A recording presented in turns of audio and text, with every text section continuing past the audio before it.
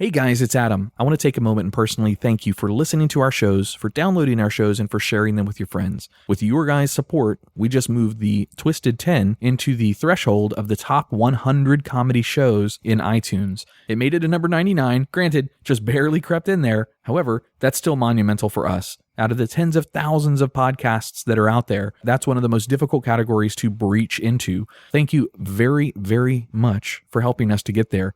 If you haven't already done so, please go give us a 5-star rating and give us a review, a short little 1-line, 2-line review, letting us know that you enjoy the show. iTunes reviews are like podcast currency. It legitifies the show, it allows us to get better guests, and it allows our sponsors to really see that we're reaching the listeners that are out there. If you haven't done so yet, please go do it. We would greatly appreciate it. We've got a ton on the horizon from Dichotomy Media, a lot more on our YouTube channel, more Get Out Penny cartoons, all sorts of stuff. So please help us by giving us that 5-star rating and a little review. Thank you very much and enjoy the show.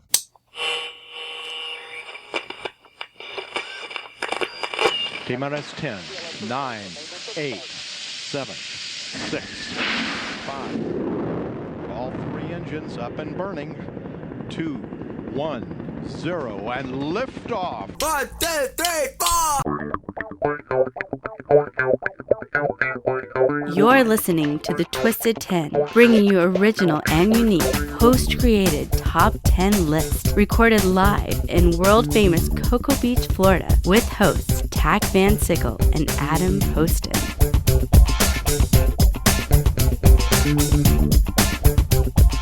Hey folks, and welcome to another fantastic episode of the Twisted 10. I am not your host this week. I am just a happy bystander. My name is Jay Alvarez. Sitting over on the Lady Chase, we've got... Hi, I'm Andrea Joy, and I've got...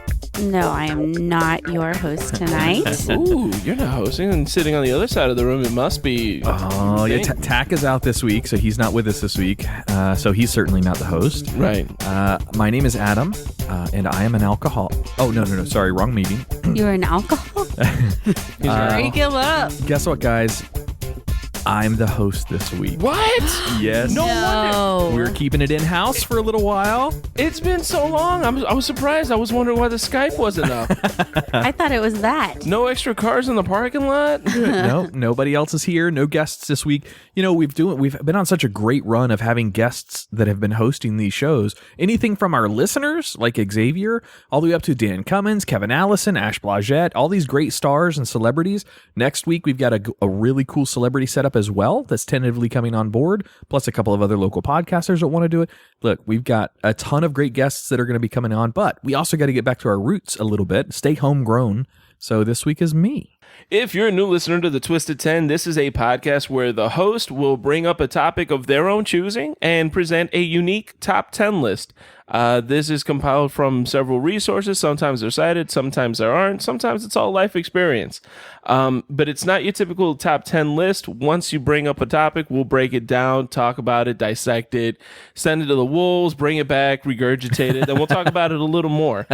The list can be as crazy as anybody wants, and we are the one show that actually lets our listeners, potential guests, come in and take the show over. Nobody else does that. Nobody else. I challenge you to bring up another one, and if you tell me anymore, I don't care. No, we're the only ones. Maybe that's not a good idea. Yeah, maybe it is. I don't want to be challenged on this. Don't fact check me, folks. We're the only one. And yeah, each episode goes out with an explicit tag, so this is explicit. If you're still listening, you probably don't fucking care. Nice. Yeah, I love it. All right, so we've had some amazing guests on our show. All right, I think what stemmed us getting really cool guests was our first major cool guest being Dan Cummins.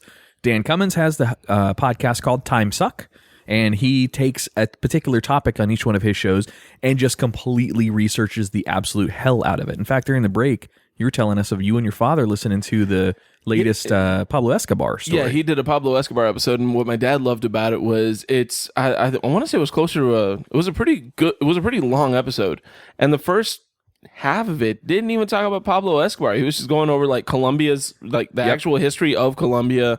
And then he started going into the history of the drug trade, and then there was a point where the two, where they met in the middle, and that's when he started talking about Pablo Escobar. My dad loved it. My dad was like, who the hell is this guy and why does he know so much? Yeah, Dan is very well researched on his Timesuck episodes. He was talking about stuff that my father learned about in school, as a child in Colombia. He learned about in school that he totally forgot. And he was like, oh man, I forgot about la violencia. Yeah, that's a thing. Yeah, all this really happened. He was like, damn, who's this guy? Nice. So we highly encourage all of our listeners, if you enjoy this kind of show, you're really going to like Timesuck. So be sure to go check that out. Dan Cummins is blowing up the charts with his numbers, with his downloads. He's got a really, really good product. So this list that I've prepared for tonight, and I've actually had it in my back pocket for several weeks because we've had so many guests, is inspired by Dan Cummins' episode of Timesuck, his episode number 20, called Insane Asylum Tales. That's the inspiration for my list. Giving credit where credit is due, this is 100% thanks to Dan Cummins.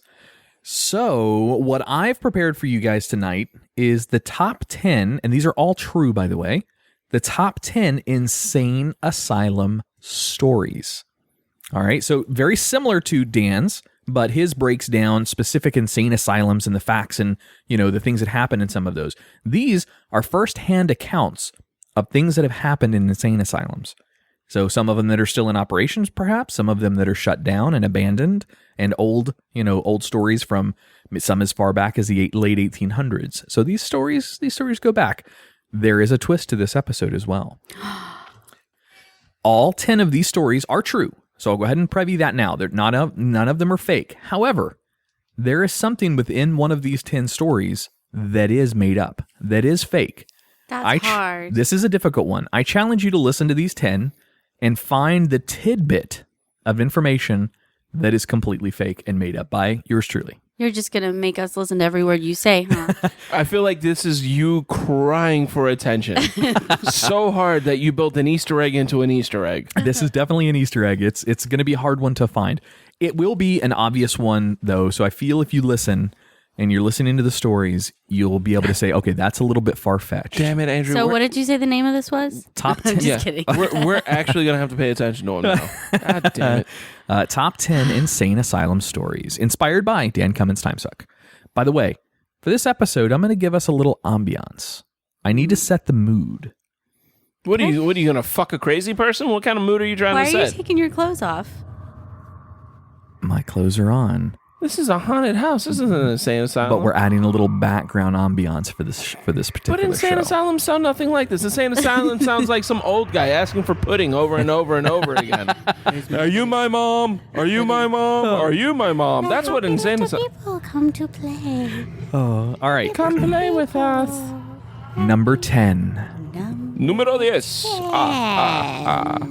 This one I've titled The Ruins.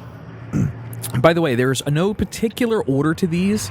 There are some stories that are short, and there's some stories that are long. There's some that are seriously intense, and some that are kind of casual. So you'll hear each of the stories for what they are. He made it even harder because now we have the background noise to cover. Yeah, right. Now I'm walking through Shutter Island trying to figure this out. Most of these stories, by the way, are told from a first-person perspective. All right, so when I'm telling the story, it's as if not it's me. you. Right. This is you, huh? I feel like it's bad that he has to reassure us this isn't actually him. Again, true stories. Before we get into the list, credits go to thoughtcatalog.com, ranker.com, brainjet.com, scoutingnewyork.com. So those are where the resources Scouting and what? Where the hell are they sending their Cub Scouts? What the hell is going on in New York? That sounds like fun. Number 10 is The Ruins. And these are my own names for them. I came up with them. When I was in high school living in Seattle, ghost hunting, visiting abandoned places, was a frequent activity for us. There is a place north of Seattle called 13 Steps to Hell. The story is that a satanic family once lived in a house where they had a cemetery deep in their backyard. These stones date back at least 100 years. The family built 13 steps into the cemetery with 2 giant pointed pillars at the top. Supposedly, each step down would give you hallucinations, you would hear things, feel things, and on the final steps, you would see the fires of hell. The steps continue to be bulldozed because the current residents surrounding the area probably do not appreciate late-night visitors because it's got a local rapport. Well, when you're there in Oregon, it's either that or go visiting the Goonies house. Exactly. Goonies, good setting you just portrayed in everybody's mind. I like that. Illustrating. Do the truffle shuffle in somebody's backyard. But the steps always seem to reappear. I've seen them myself, says the writer. Remember, they're bulldozed and they seem to reappear. Our first journey, it took us nearly 4 hours of driving and walking to find it. There are no clear directions anywhere online, at least at the time. We accidentally stumbled upon a path just as we were about to give up. It was about a mile hike deep into the woods. It's not really that deep, but okay. Along the overgrown trail, you have a lot of barriers to duck under and over. There are random things everywhere, such as crashed cars in the middle of the woods, abandoned items as well. After 30 minutes of hiking in the creepy darkness of this overgrown forest... Why are they walking in the dark? It's at night. They're setting a mood. Oh, okay. After 30 minutes of hiking in the creepy darkness of this overgrown forest, we were going to head back when a friend pointed to me and said, "Shit." Quote, "Shit. Look where you're standing." I looked down and I was unknowingly standing between the pillars on the first step down to the cemetery. At that point, I was not going to walk down the steps, but I did explore the cemetery.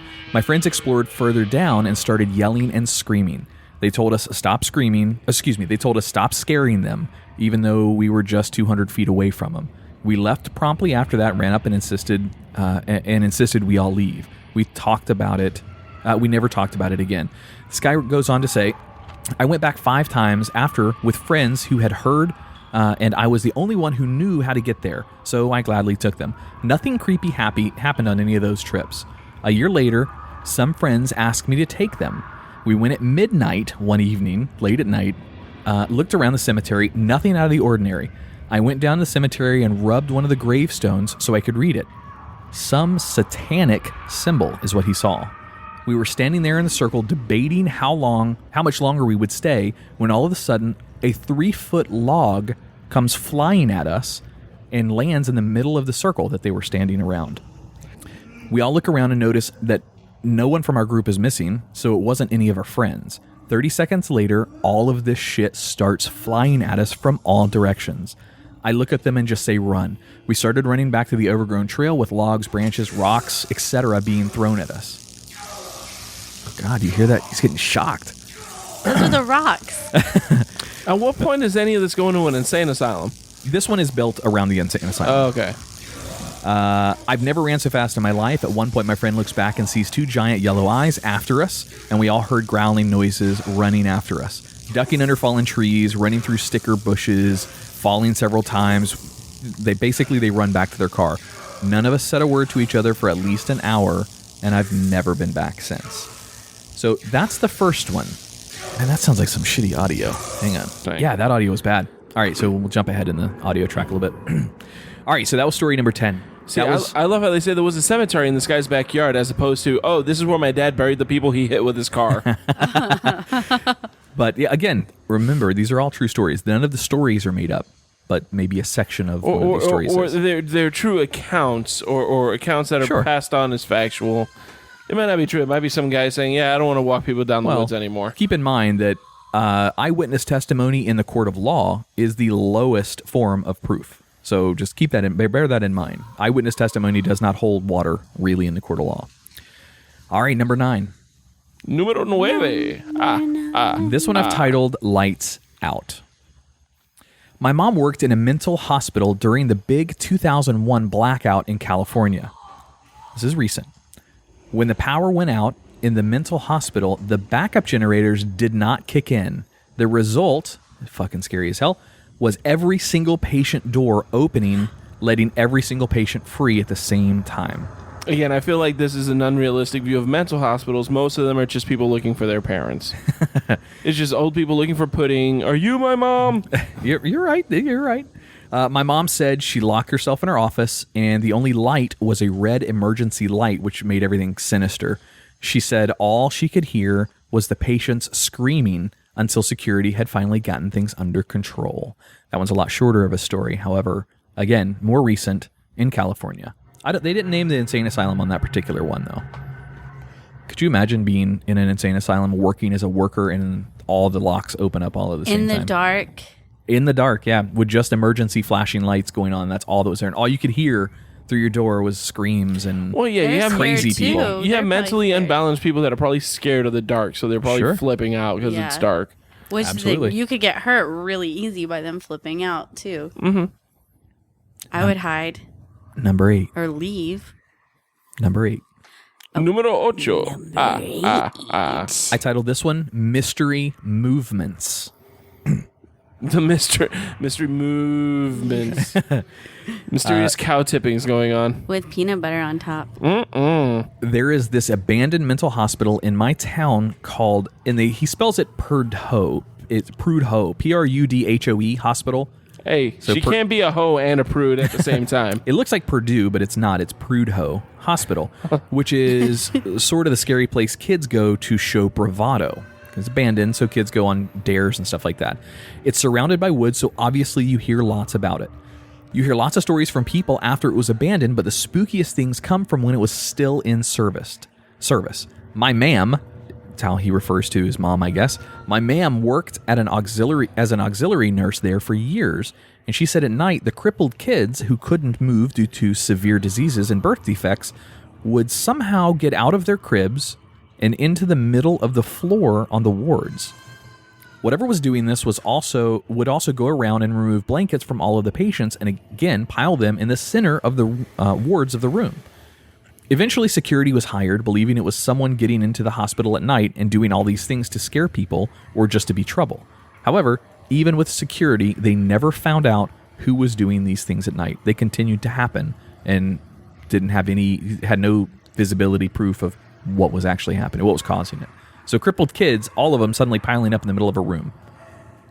They didn't have a camera? No, well, I don't know. The story didn't say anything about cameras. We should have had a camera. Maybe it was so long ago that they didn't have cameras. I don't know. There was no date on that particular Someone story. should have been watching all night then. Well, they had security. They hired security, but it still happened. Because they were going to sleep. Yeah, I'm thinking lazy security guards too. I mean, that's where I'm really kind of leaning with on this one. Maybe it was the security guards doing it. Yeah, I'm thinking security pulling a prank. I would be willing to bet the same thing. But Insane Asylum Mental Hospital, dozens of disabled kids. That's a pretty makes it fucked up prank. Yeah, but gets attention. Or a really good prank. Why are these disabled kids in a mental hospital? He's got, yeah, I don't know. He's That's a good got question. cerebral palsy. He must need a mental hospital. Maybe that's the fake thing. Number 7. Numero siete. This one I titled Wow. But not Wow, but Wow, as in World of Warcraft. I did medical clearances for the psych ward at a country ER in Sonoma County, California. I worked there for a year and a half. One time, we had a guy that went on a meth bender for days and for days on end and did nothing but play World of Warcraft during this days-long bender. He was also schizophrenic. He was living in the video game, screaming about Azeroth. He thought the nurses were the bad guys. We had to restrain him for his own safety. So I want you to imagine that. You know what schizophrenia is, right? Mm-hmm. Where your brain projects images and you think you're physically seeing what your brain is projecting, but obviously it's not there. This guy legitimately thought, you know what World of Warcraft is? Yes. Okay. This guy literally thought that his nurses and his caregivers were the bad guys in World of Warcraft. So Yeah, he needed little to orcs kill. and all of the kinds of craziness. Yes. I like that one because it had to do with World of Warcraft, and I spent most of my life playing that, so I'm adding that one in. Number 6. Numero seis. Pilot without a plane.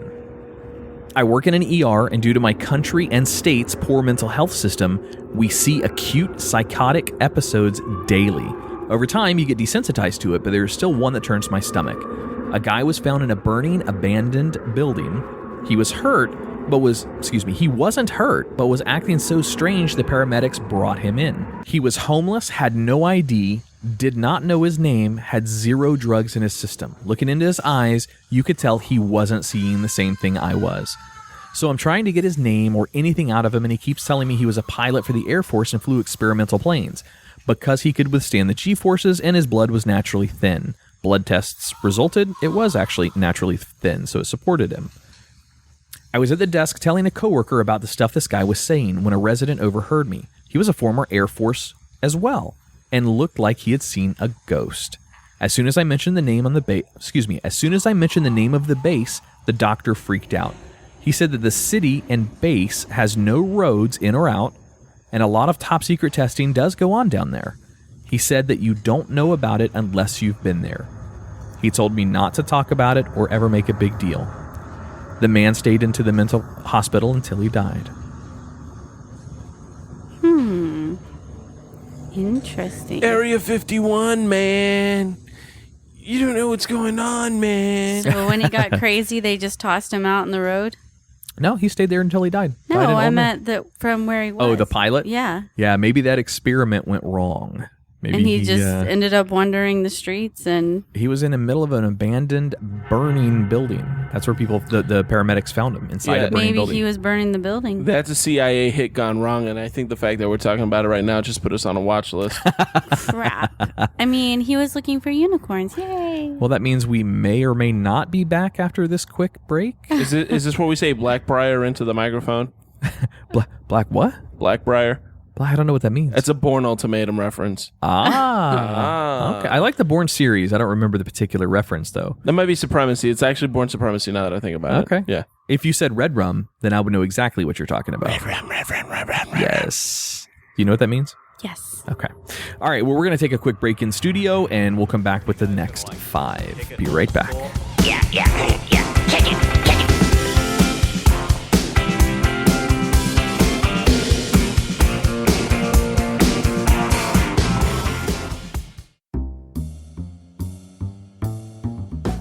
Village Idiot Pub. You locals know about it. You guys from out of town have to check them out. Village Idiot Pub is now a proud sponsor with Living Podcariously and the Twisted 10 podcasts. It's more than just about commercials, though. The cast here will be taking our show on the road to Village Idiot to record some episodes as well as hold events. They have over 30 beers on tap, including ciders and Hefeweizen, my favorite, as well as hundreds of bottle choices. Adam, you forgot my favorite, all the delicious wine. So get your friends together and enjoy the board games, puzzles, and the giant Jenga. Let the owner, Jason, as well as the rest of the staff there, take excellent care of your beer drinking needs. Mention either one of our shows to the staff and get 10% off your tab. Tuesday is open mic, Wednesday is trivia, Thursday is karaoke, Friday and Saturday night are live music. Visit them at 4 Harrison Street, Suite 103, Cocoa, Florida, or Village Idiot Pub on Facebook. And don't forget, they are a dog-friendly location, so bring your friends, family, and fur babies.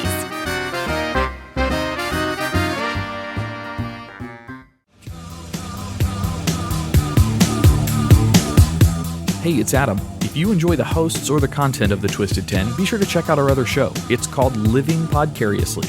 While the Twisted 10 may get crass and explicit occasionally, it holds no water to Living Podcariously. We do get a little bit more rough and raw on that show. We have a lot of fun producing it and have had some awesome guests.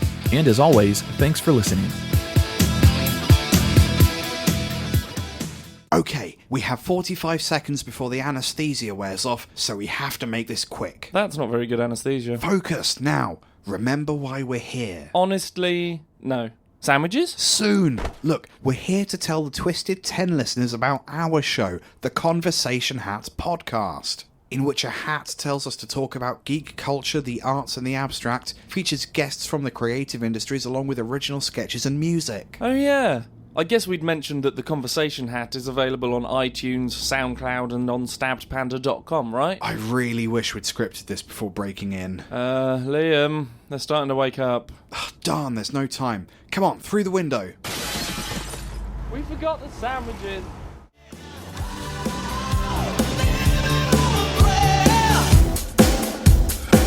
Hey guys, it's Adam again. With all the podcasts you have the ability to listen to, we here at the Twisted 10, Living Podcariously, You're 40 Now What, would like to thank you for choosing our shows. We love to have fun and put our creative talents to work, delivering you, our listeners, something original and entertaining. I recently had the opportunity to guest on a riot of a podcast called Trivia Geeks from the Blazing Caribou Studios network. This isn't your normal trivia podcast or game show for that matter. Imran Javed hosts this hilarious rendition of bar-like trivia without the trivia, foolishness, and downright insanity each week with 2 co-hosts, Carrie Sims and Drew Papsky.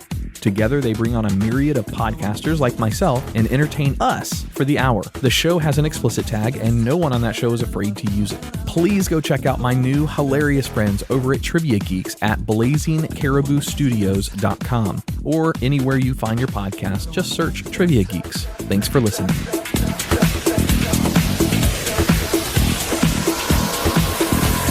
And welcome back to the Twisted 10. We are coming right back off a break on the middle of the top 10 Insane Asylum Stories. All true. Yeah, true. Yeah, allegedly true Insane Asylum Stories. Adam, you want to go ahead and recap 10 through 6 for us? Heck yeah. So again, these are just my titles. Number 10 is The Ruins. Number 9 is Lights Out.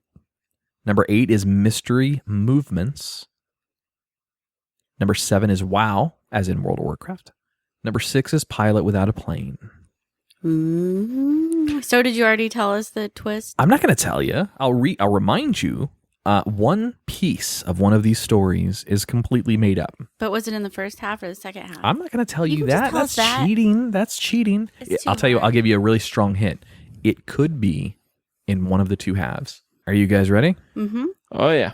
Let's enter your dark mind. Yes. I love these. Number 5. Numero 5. We're going to call this one Predictability. Well, my mother was a nurse that specialized in geriatrics, and she worked for several hospitals for many years. I don't know those hospitals that were only hospice, but hospice is basically taking care of the people that are within 6 months of death. Mm-hmm. She often described situations at her work with several of the patients. She would say that each person tends to have a very similar checklist, quote checklist, that they follow right before death. The checklist often ended in a very similar way. They would get caught talking to someone that wasn't there. When asked who otherwise lucid people were talking to, they would describe an individual who was already dead. When asked what they were talking about, they would say their relatives wanted to know if they were ready to move on to the afterlife. A pretty common response would be, yeah, he or she said that she would take me tomorrow at 3 o'clock, or pick a time. Well, it would often happen that they would actually die at the exact time that they specified. True story. I believe it. I don't know about all the times right before my dad died, like a couple of days before he was given my sister, she was a baby, a bath. He came in holding her crying, like tears in his eyes, not someone who like cries. And Jenny thought something was wrong with the baby. And he said, no, he was just, his dad was there. He just feel his dad there. And he just got teared up thinking his dad would love to see all these kids. Wow. So his dad was there and he was gone in a couple of days. Interesting. It's a cool insight into your mind. Number 4. Numero 4. Number 4. This one I've titled Burning Sensation. Ooh, creepy. And we're not talking STDs or Johnny Cash songs. What? Burns, burns, burns like a burning ring of fire. burns, burns, burn. That ring of fire. When I first started working in the hospital, I was sitting with this sweet little old woman. I had sat with her talking about her family and such for 6 hours. Towards the end of my shift, around 9 p.m., they decided she didn't need to have a heart monitor, so they transferred her to a different unit. Once we got the new room, she started acting differently, just generally angry, I would say.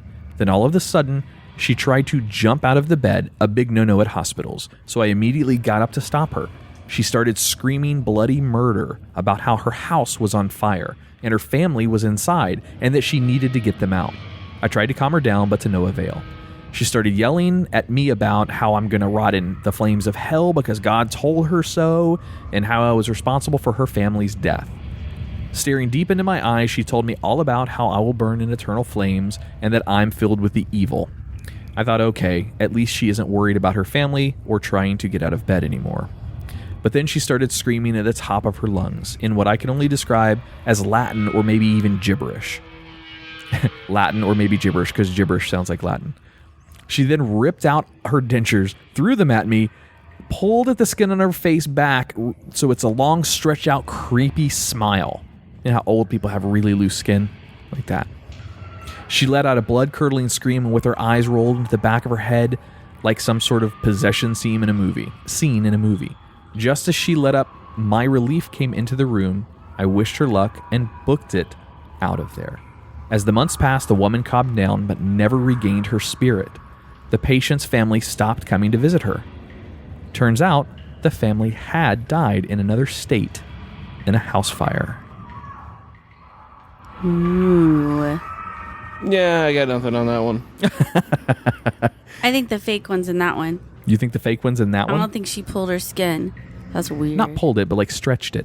Sounds weird. Like used to do the Chinese face when you were a kid. It's like when you do when you pull a bat wing out on your scrotum. Yeah, You stretch a bat wing. You stretch the skin out so thin that it looks all veiny and shit like a bat wing. I don't know why the old lady would do that. Oh, there's that shocking again. God damn. All right. Number 3. Número 3. Remember, all of these are true stories. True recounts You of tell stories. us every single time. Well, because they're so unbelievable. For example, this one's called An Eye for an Eye. This story came from a woman during her work at the neuropsychiatric ward while in grad school. She was making her routine room checks and happened upon the most horrific scene she had ever seen. This was during the night shift, and generally all the patients' bedrooms' doors should be closed. She turned a corner and noticed a door open. She saw a staff member's legs on the floor, halfway out of the doorway, so she couldn't see the rest of them. When she looked into the room, she saw the patient, a woman with severe postpartum psychiatric disorder, who had just gouged both of her eyes out with her bare hands. She was sitting cross-legged style on the floor, holding her eyes in her hands. The first staff member to witness the scene, who was now lying face down on the floor, he had had a heart attack when he witnessed what the woman had done. She screamed for help and frantically tried to perform CPR on the staff member. All the while, the woman just sat calmly, holding her eyes. That's so weird. Ooh, oh, I love it. All right, number 2. Número 2. This one I've titled Personal Space. During nursing school, we did a standard psych rotation. Another female classmate and I were in a group session in the men's unit. We sat down, and then a violent sexual predator who makes it a point to make any and all females feel like victims sits down next to me. He proceeds to invade my space, and I'm not exactly sure what else he was doing back there because I was attempting to remain focused on the group lead's speech, but he received many verbal warnings about his actions. After a few minutes, he interrupts to inform everyone that he needed to take a trip to the bathroom. He winked at me and then exited the room. At which point, the patient on the other side of the room, who has refused to speak to anybody about anything, and up till this point has, for all intents and purposes, been completely in his own world, gets up. He politely scoots the chair, which he ended up touching me, away from me, and sits down in it. He sits down for a few seconds, and then gets up, grabs his empty chair, and throws it into the room across the hall. He sits down again. He receives a warning for throwing things and a thank you from me. When the VSP, I guess that's the violent sexual guy, came back and saw no available seat, he decided to go watch TV and wait for the nurse to open the med room. Also, all of the female patients, ranging from 17 to 73, were pregnant. There were a few other things that happened, but I really appreciated the help that I received for the chair. That's the fake one. I know that's the fake one now. All right. That's a possibility. From 17 to 73, every female in this hospital was pregnant. No. No, you don't like that's the one you think, huh? Uh-huh. But you, Jay? That would mean that every woman in that clinic is on the same cycle. And ovulating at the same time. Yep. All right, this brings us to number 1. Número 1. This one I actually broke into 3 parts, so it's kind of a bonus because it's a little bit longer. Not necessarily longer, but it's 3 separate accounts. This one is titled Memories from the Asylum. 2 years ago, this author writes, I wrote a post about Rockland County Psychiatric Center, an abandoned insane asylum complex that is easily one of the most haunting places I've ever scouted, hence Scout NY. To my amazement, more than 250 comments have since been left by former patients, doctors, nurses, and residents. Here are 3 of them. These are the recounts from those people during their childhood while there. Ooh. First one. Do you remember when all of us were left alone during the evening to clean that long hallway in Cottage 3? Boy, I do remember. We soaked up the hallways, up and down, took our gowns off, and started sliding down the hallway. That's fine. We would slide all the way down to the end of the hallway where the hot, steaming radiator was awaiting us. We would try to brake before we hit the radiator, but the soapy floor proved to be too challenging, and we ended up hitting it butts first. Pow! This sounds like a really confused porn. These are children, though. This is recounts from when they were children. Boy, did that sting. Yes, we had some bad times there, but we had some good times too, and we made the best of it. We were the little rascals of Rockland. Next story. I was institutionalized at Rockland County Medical Institution when I was 8 years old, 1965 to 1969. I lived in a big dormitory with 50 or more children. We were lined up in the shower time and lined up again to go into the cafeteria. I remember spending most of the day in what's called a day room. Most of the other kids were severely disturbed, mentally retarded. If I didn't do as I was told, they would put me in an isolation room for the entire day. Once, they tied me to a bed with wet sheets layered with ice and opened the windows in winter. This is in New York. There was an outside play area where one of the minders, the kids who minded, would hit kids with a wiffle ball bat. At meals, I was forced to eat and finish everything on my plate, even till I puked. It was hell. Ugh. So that's a story from when he was 8 years, or he or she was 8 years old. Now, the reason I brought this one up is during these readings on this location in Rockland County Psychiatric Center, this comment about iced sheets repeats itself. Not the same story, but different recounts from different kids' memories of that place. So as one of the punishments, they would literally bed you, lay you down on ice and leave you for hours chained up. That's illegal. Well, of course. But back in the day, these kinds of things you were able to get away with it. All right, third story.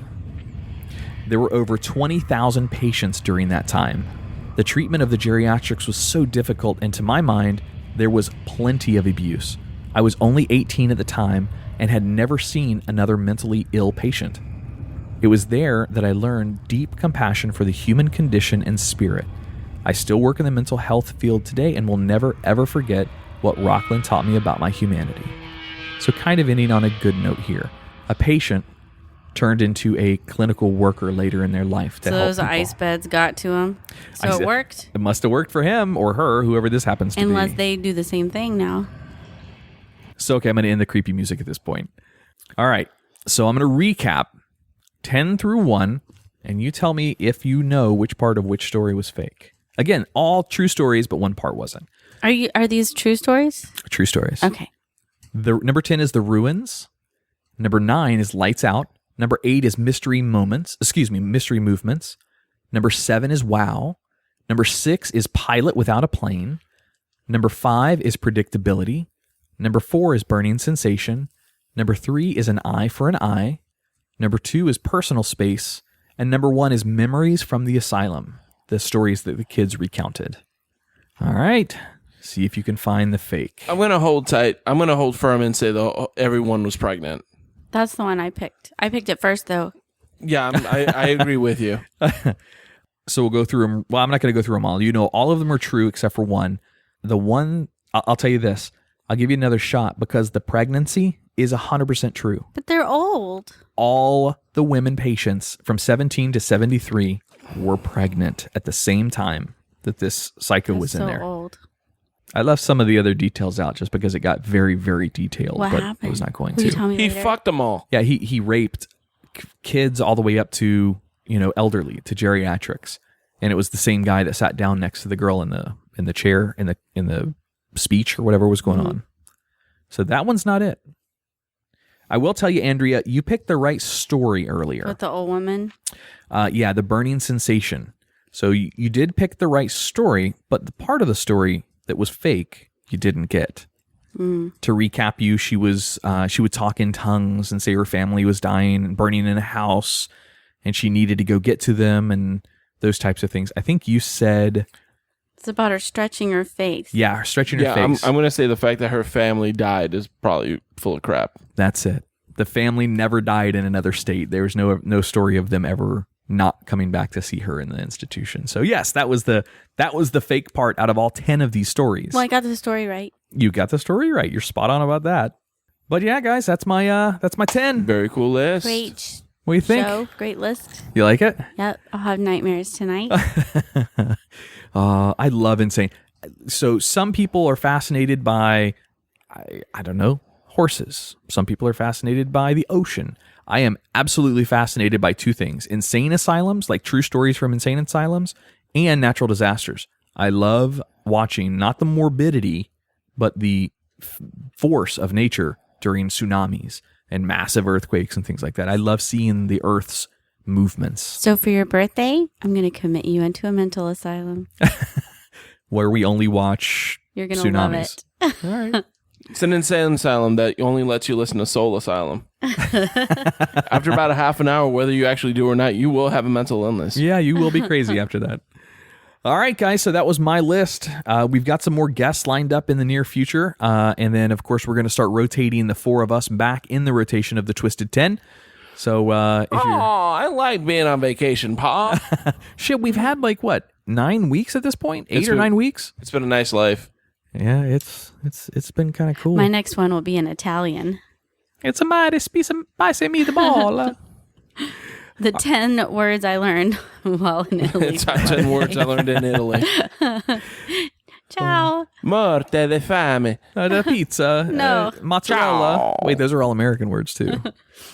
All right. I want to give a couple shout outs to some other podcasts that are out there. I was recently honored to be invited to a couple of these shows, as well as Jay. I was on recently on the Burn It Down podcast with Jay Flo, Dabs K, and Computer. You guys rock the house over there. You know what you're doing. You guys have a really, really good show going. Keep it up. Seriously, you guys know what you're doing. And I dig the music on the shows, guys. You put together some pretty good stuff. I was also on the Smoke Break Talk Show with Adam and Jake, and also their friend Steve. Smoke Break's another local talk podcast here out of Central Florida. I had a blast on there with those guys, and look forward to bringing them back on the shows over here. I was also on a podcast called Career Metis. The Career Metis is part of the Podcast Discovery Center. So if you're interested in hearing about inspirational stories about people's careers, check those guys out. Jay, what show were you recently on? I was recently on the Here's What's Wrong With You podcast, hosted by Chris Walker. That's right. That's part of my regular rotation now, so I'm looking forward to hearing your episode on there. Some of the other ones are Blazing Caribou Studios, Trivia Geeks, and Sketching Comedy are the two shows that they put out 7 shows, but those are the two I recently was on. Jay, they do really, really cool trivia, and I want to get you on one of those because I know you're pretty good at trivia. Oh, yeah.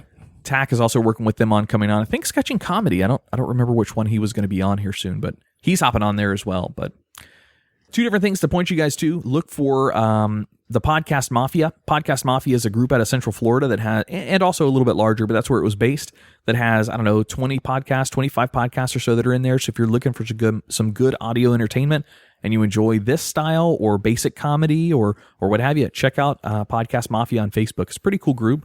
Also, for you other podcasters who do listen to our podcasts, the Podcast Discovery Center on Facebook is a great collaboration place for podcasters, producers, hosts, writers, things like that. A lot of great people, and she's like 1,400 members that are on there, so you've got a very, very wide range of people to be able to talk to and resources to pull from. Shall we get out of here, guys? Yeah. I think we're done. All right, check us out on Facebook, facebook.com/thetwisted10. Thank you guys for your 5-star ratings and reviews. We appreciate that on iTunes. If you haven't done so, please go hook us up with one. It really means a lot to us. If you also listen to our other podcasts, Living Podcariously, check out our event, July 7th at 7 p.m., Cocoa Village at the Village Idiot Pub. Should be a lot of fun. We're going to have Hot Pink play in. Got some free beer. I'm just saying. It's going to be a lot of fun. Shoot us an email if you want to get a hold of the show, thetwisted10@gmail.com. All right, well, guys, I'm signing off. I'm Jay Alvarez, over on the Lady J saying goodbye. I'm Andrea Joy. And your host this week was Adam Poston. That was a horrible. What? Goodbye. It was very... You didn't like my Adam Poston? No, just the way I did it. I said it like it was last one. Oh. Oh, you said it like yours was the last one. Yeah. Well, I'm going to go ahead and figure out what's happening, folks. You guys have a great rest of your night. Ciao. See ya.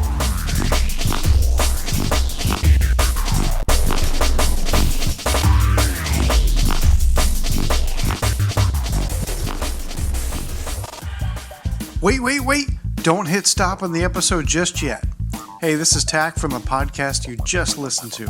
And if you enjoy living podcariously or the Twisted 10, then you're going to love my new podcast I co-host with my lifelong buddy, Ron Caniff. It's called You're 40, Now What?